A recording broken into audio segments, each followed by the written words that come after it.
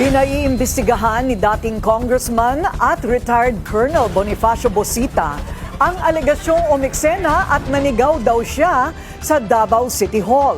Hindi naman daw kasi ito nangyari, taliwas sa puna ni Davao City Representative Paulo Duterte. Yan ang agenda report ni Edith Isidro ng Abante.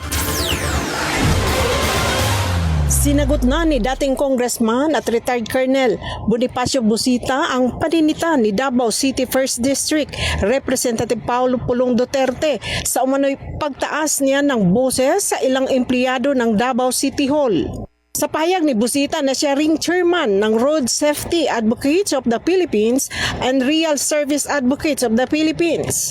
Sinabi niyang nirespeto niya si Congressman Pulong at ang lokal na pamahalaan ng Davao City at maaari raw na maling impormasyon ang nakarating sa mambabatas. Paliwanag ni Bosita, tumugon lang siya sa mga rider na Davaoeños kaugnay sa sinasabing paghuhuli sa mga motorsiklo sa aftermarket and muffler. Nakipag-ugnayan din daw siya sa opisina ng mayor at vice mayor para mag-courtesy call pero wala raw sila noon ayon sa kanilang staff. Git ni Bosita, kailanman ay hindi raw siya nanigaw o nambastos ni numan kahit na suspect o kriminal pa. At para malinawan ang isyu, hiling ni Bosita na paimbestigahan ni Congressman Pulong ang insidente at handa raw siyang makipagtulungan dito.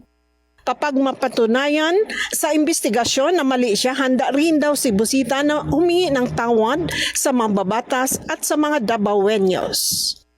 Matatandaan sa isang Facebook post, sinabi ni Pulong na nakapagtataka dahil sa laki ng Pilipinas, sa Davao pa raw napiling umiksina si Bosita.